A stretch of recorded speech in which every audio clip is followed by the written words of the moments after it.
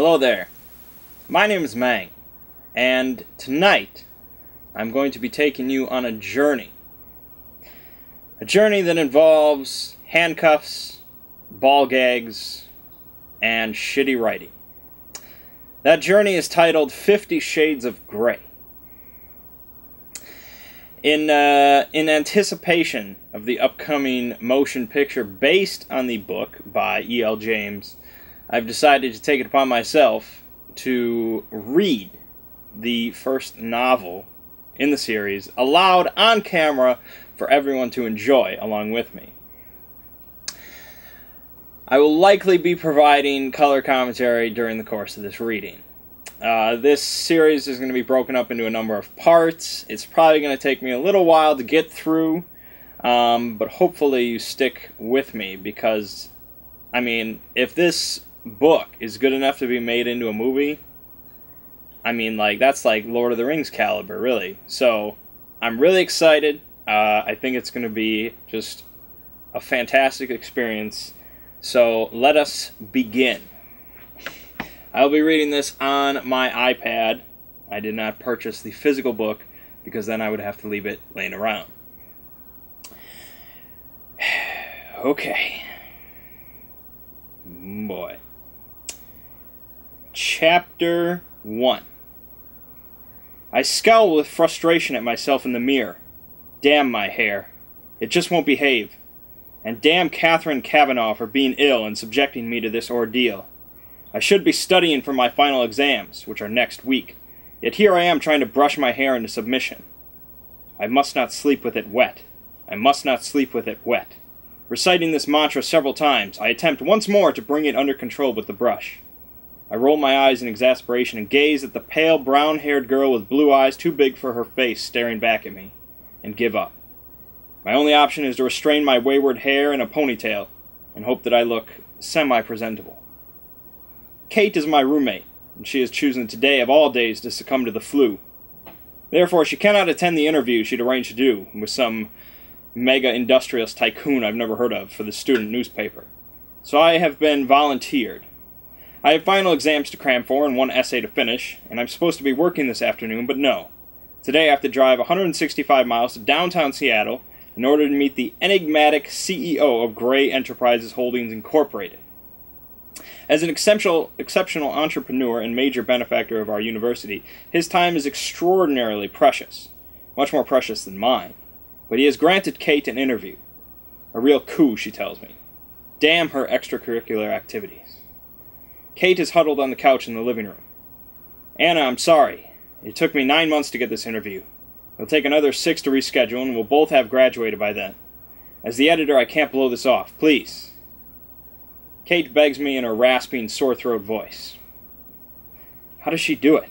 Even ill, she looks gaming and gorgeous. Strawberry blonde hair in place and green eyes bright, although now red-rimmed and runny. I ignore my pang of unwelcome sympathy. Of course I'll go, Kate.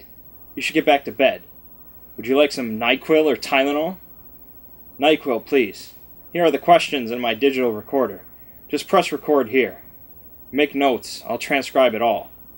I know nothing about him, I murmur, trying and failing to suppress my rising panic. The questions will see you through. Go. It's a long drive. I don't want you to be late. Okay, I'm going. Get back to bed. I made you some soup to heat up later. I stare at her fondly. Only for you, Kate, would I do this. I will. Good luck. And thanks, Anna. As usual, you're my lifesaver. Gathering my backpack, I smile wryly at her, then head out the door to the car. I cannot believe I have let Kate talk me into this. But then Kate can talk anyone into anything. She'll make an exceptional journalist. She's articulate, strong, persuasive, argumentative, beautiful, and she's my dearest, dearest friend. The roads are clear as I set off from Vancouver, Washington, toward Interstate 5. It's early, and I don't have to be in Seattle until 2 this afternoon. Fortunately, Kate has lent me her sporty Mercedes CLK. I'm not sure Wanda, my old VW Beetle, would make the journey in time.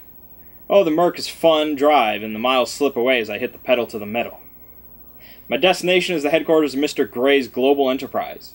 It's a huge 20-story office building, all curved glass and steel, an architect's utilitarian fantasy, with Grey House written discreetly in steel over the glass front doors. It's 1:45 when I arrive, great relieved that I'm not late as I walk into the enormous, and frankly intimidating, glass, steel, and white sandstone lobby. Behind the solid sandstone desk, a very attractive, groomed, blonde young woman smiles pleasantly at me. She's wearing the sharpest charcoal suit jacket and white shirt I have ever seen. She looks immaculate. I'm here to see Mr. Grey. Anastasia Steele for Catherine Kavanaugh. Excuse me one moment, Miss Steele. She arches her eyebrows as I stand self-consciously before her. I'm beginning to wish I'd borrowed one of Kate's formal blazers rather than worn my navy blue jacket. I've made an effort and worn my one and only skirt, my sensible brown knee-length boots, and a blue sweater. For me, this is smart. I tuck one of the escaped tendrils of my hair behind my ears. I pretend she doesn't intimidate me. Miss Kavanaugh is expected. Please sign in here, Miss Steele. You want the last elevator on the right. Press for the 20th floor. She smiles kindly at me, amused, no doubt, as I sign in. She hands me a security pass that has visitor very firmly stamped on the front. I can't help my smirk. Surely it's obvious that I'm just visiting. I don't fit in here at all. Nothing changes. I inwardly sigh. Thanking her, I walk over to the bank of elevators and past the two security men who are both far more smartly dressed than I am in their well-cut black suits. The elevator whisked me at her terminal velocity to the 20th floor. The doors slide open, and I'm in another large lobby. Again, all glass, steel, and white sandstone. I'm confronted by another desk of sandstone and another young blonde woman, this time dressed impeccably in black and white, who rises to greet me. Miss Steele, could you wait here, please? She points to a seated area of white leather chairs. Behind the leather chairs is a spacious glass-walled meeting room with an equally spacious dark wood table and at least 20 matching chairs around it. Beyond that, there is a floor-to-ceiling window with a view of the Seattle skyline that looks out through the city toward the Sound. It's a stunning vista, and I'm momentarily paralyzed by the view. Wow. That wasn't me exclaiming, wow, at the description. That was written in the book. I just want that clarification. This character internally said wow. I sit down, fish the questions from my backpack, and go through them, inwardly cursing Kate for not providing me with a brief biography. I know nothing about this man I'm about to interview. He could be 90, or he could be 20. Or 30, I guess. Probably not 20. Maybe Batman, but not this guy. The uncertainty is galling. My nerves resurface, making me fidget. I've never been comfortable with one-on-one interviews, preferring the anonymity of a group discussion where I can sit inconspicuously at the back of the room. To be honest, I prefer my own company, reading a classic British novel, curled up in a chair in the campus library. I'm not sitting twitching nervously in a colossal glass and stone edifice. I roll my eyes at myself. Get a grip, Steele. Judging from the building, which is too clinical and modern, I guess Gray is in his 40s, fit, tanned, and fair-haired to match the rest of the personnel. Another elegant, flawlessly dressed blonde comes out of a large door to the right. What is it with all the immaculate blondes? It's like Stepford here. Taking a deep breath, I stand up. Miss Steele, the latest blonde asks. Yes, I croak, and clear my throat. Yes. There, that sounded more confident. Mr. Gray will see you in a moment. May I take your jacket? Oh, please. I struggle out of the jacket. Have you been offered any refreshment? No. Oh dear, is blonde number 1 in trouble? Blonde number 2 frowns and eyes the young woman at the desk. Would you like tea, coffee, water? She asks, turning her attention back to me. A glass of water, thank you, I murmur. Olivia, please fetch Miss Steele a glass of water. Her voice is stern. Olivia scoots up and scurries to a door on the other side of the foyer. My apologies, Miss Steele. Olivia is our new intern. Please be seated. Mr. Gray will be another 5 minutes. Olivia returns with a glass of iced water. Here you go, Miss Steele. Thank you. Blonde number 2 marches over to the large desk, her heels clicking and echoing on the sandstone floor. She sits down and they both continue their work. Perhaps Mr. Gray insists on all his employees being blonde. I'm wondering idly if that's legal, when the office door opens and a tall, elegantly dressed, attractive African-American man with short dreads exits. I have definitely worn the wrong clothes. He turns and says through the door, Golf this week, Gray? I don't hear the reply. He turns, sees me, and smiles, his dark eyes crinkling at the corners. Olivia has jumped up and called the elevator. She seems to excel at jumping from her seat. She's more nervous than me. Good afternoon, ladies, he says as he departs through the sliding door. Mr. Gray will see you now, Miss Steele. Do go through. Blonde number 2 says. Oh, right. I stand rather shakily, trying to suppress my nerves. Gathering up my backpack, I abandon my glass of water and make my way to the partially open door. You don't need to knock, just go in, she smiles kindly. I push open the door and stumble through, tripping over my own feet and falling headfirst into the office. Double crap, me and my 2 left feet. I am on my hands and knees in the doorway to Mr. Gray's office, and gentle hands are around me, helping me to stand. I am so embarrassed. Damn my clumsiness. I have to steel myself to glance up. Holy cow, he's so young. Oh, we're about to flip the page to the description of Mr. Gray, and I, for one, am tingling with excitement. Miss Kavanaugh. He extends a long-fingered hand to me once I'm upright. I'm Christian Gray. Are you all right? Would you like to sit? So young and attractive. Very attractive.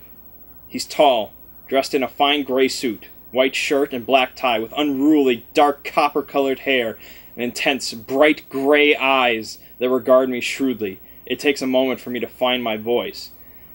I'm not sure if I've ever met a human in my life that has bright gray eyes, but this man. Oh, man. Actually, I mutter, if this guy is over 30, then I'm a monkey's uncle. In a daze, I place my hand in his, and we shake. As our fingers touch, I feel an odd, exhilarating shiver run through me. I withdraw my hand hastily, embarrassed. Must be static. I blink rapidly, my eyelids matching my heart rate. Miss Kavanaugh is indisposed, so she sent me. I hope you don't mind, Mr. Gray.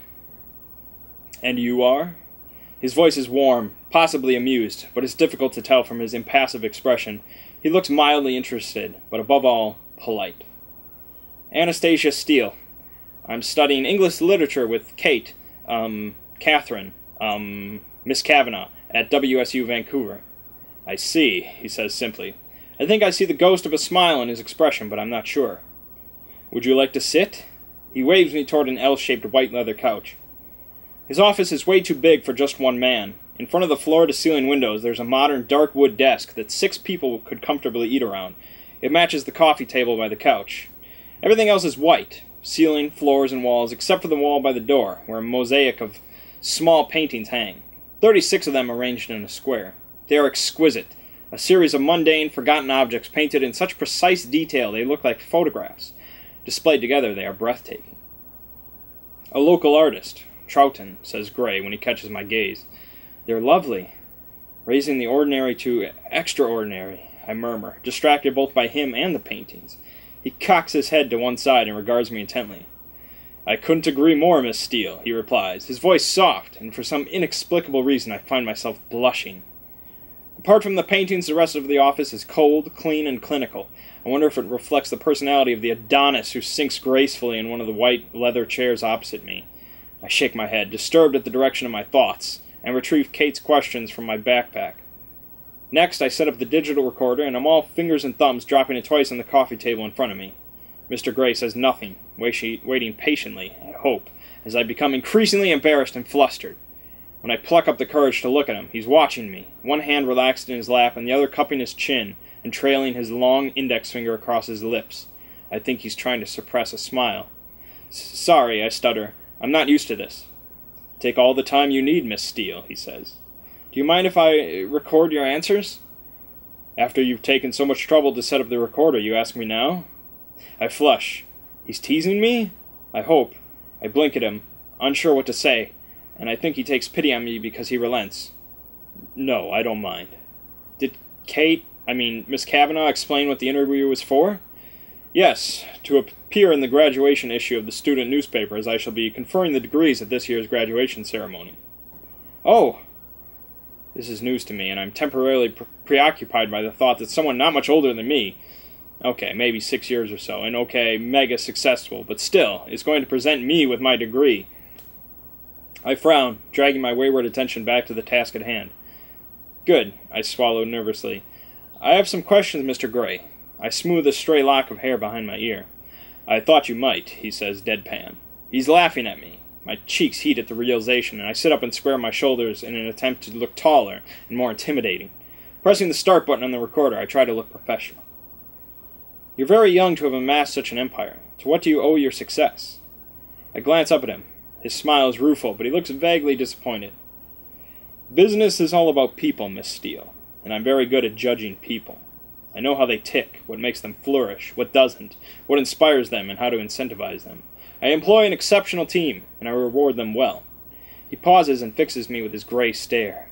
My belief is to achieve success in any scheme one has to make oneself master of that scheme, know it inside and out, know every detail. I work hard, very hard, to do that. I make decisions based on logic and facts. I have a natural gut instinct that can spot and nurture a good, solid idea and good people. The bottom line is it's always down to good people. Maybe you're just lucky. This isn't on Kate's list, but he's so arrogant. His eyes flare momentarily in surprise. I don't subscribe to luck or chance, Miss Steele. The harder I work, the more luck I seem to have. It really is all about having the right people on your team and directing their energies accordingly. I think it was Harvey Firestone who said, "The growth and development of people is the highest calling of leadership." You sound like a control freak. The words are out of my mouth before I can stop them.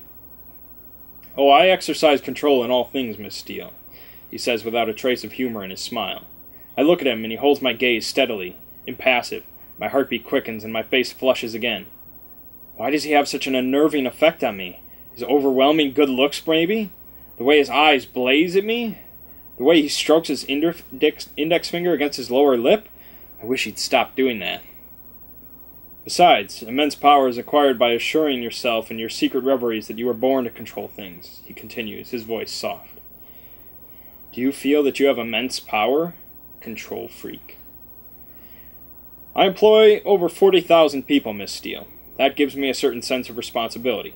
Power, if you will. If I were to decide I was no longer interested in the telecommunications business and sell, 20,000 people would struggle to make their mortgage payments after a month or so. My mouth drops open. I'm staggered by his lack of humility.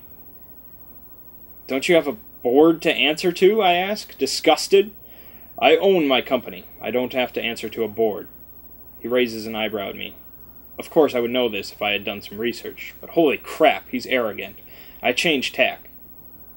And do you have any interests outside your work? I have varied interests, Miss Steele. A ghost of a smile touches his lips. Very varied. And for some reason I'm confounded and heated by his steady gaze. His eyes are alight with some wicked thought. But if you work so hard, what do you do to chill out? Chill out, he smiles, revealing perfect white teeth. Of course. I stop breathing. He really is beautiful. No one should be this good-looking. Well, to chill out, as you put it. I sail, I fly, I indulge in various physical pursuits. He shifts in his chair. I'm a very wealthy man, Miss Steele, and I have expensive and absorbing hobbies. I glance quickly at Kate's questions, wanting to get off this subject. You invest in manufacturing. Why, specifically? I ask. Why does he make me so uncomfortable? I like to build things. I like to know how things work, what makes things tick, how to construct and deconstruct. I have a love of ships. What can I say? That sounds like your heart talking rather than logic and facts. His mouth quirks up and he stares appraisingly at me. Possibly, though there are people who'd say I don't have a heart. Why would they say that? Because they know me well. His lips curl in a very wry smile. Would your friends say you're easy to get to know? And I regret the question as soon as I say it. It's not on Kate's list. I'm a very private person, Miss Steele. I go a long way to protect my privacy. I don't often give interviews. Why did you agree to do this one? Because I'm a benefactor of the university. For all intents and purposes, I couldn't get Miss Kavanaugh off my back. She badgered and badgered my PR people, and I admire that kind of tenacity. I know how tenacious Kate can be. That's why I'm sitting here squirming uncomfortably under his penetrating gaze, when I should be studying for my exams. Penetrating gaze. You also invest in farming technologies. Why are you interested in that area? We can't eat money, Miss Steele, and there are too many people on this planet who don't have enough to eat. That sounds very philanthropic. Is it something you feel passionately about? Feeding the world's poor? He shrugs noncommittally. It's shrewd business, he murmurs, though I think he's being disingenuous. It doesn't make sense. Feeding the world's poor? I can't see the financial benefit of this, only the virtue of the ideal. I glance at the next question, confused by his attitude. Do you have a philosophy? If so, what is it? I don't have a philosophy as such, maybe a guiding principle. Carnegie's. A man who acquires the ability to take full possession of his own mind may take possession of anything else to which he is justly entitled. I'm very singular, driven. I like control of myself and those around me. So you want to possess things. You are a control freak. I want to deserve to possess them, but yes, bottom line, I do. You sound like the ultimate consumer. I am. He smiles, but the smile doesn't touch his eyes. Again, this is at odds with someone who wants to feed the world, so I can't help thinking that we're talking about something else, but I'm mystified as to what it is. I swallow hard. The temperature in this room is rising, or maybe it's just me. I just want this interview to be over. Surely Kate has enough material now. I glance at the next question. You were adopted. How much do you think that's shaped the way you are? Oh, this is personal. I stare at him, hoping he's not offended. His brow furrows. I have no way of knowing. My interest is piqued. How old were you when you were adopted? That's a matter of public record, Miss Steele. His tone is stern. Crap. Yes, of course. If I'd known I was doing this interview, I would have done some research. Flustered, I move on quickly. You've had to sacrifice family life for your work. That's not a question. He's terse. Sorry. I squirm. He's made me feel like an errant child. I try again. Have you had to sacrifice family life for your work? I have a family. I have a brother and a sister and 2 loving parents. I'm not interested in extending my family beyond that. Are you gay, Mr. Gray? What?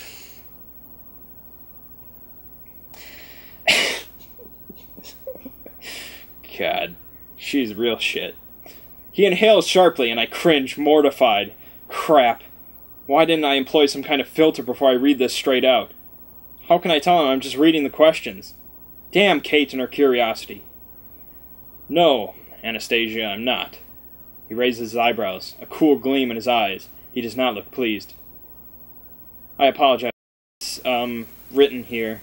It's the first time he's said my name. My heartbeat is accelerated, and my cheeks are heating up again. Nervously, I tuck my loosened hair behind my ear. He cocks his head to one side. These aren't your own questions? The blood drains from my head. I doubt it, because that would probably be the end of the book. No. Kate, Miss Kavanaugh, she compiled the questions. Are you colleagues on the student paper? Oh no, I have nothing to do with the student paper. It's her extracurricular activity, not mine. My face is aflame. No, she's my roommate. He rubs his chin in quiet deliberation, his gray eyes appraising me. Did you volunteer to do this interview? He asks, his voice deadly quiet. Hang on, who's supposed to be interviewing whom? His eyes burn into me, and I'm compelled to answer with the truth. I was drafted. She's not well. My voice is weak and apologetic. That explains a great deal. There's a knock at the door, and blonde number 2 enters. Mr. Gray, forgive me for interrupting, but your next meeting is in 2 minutes.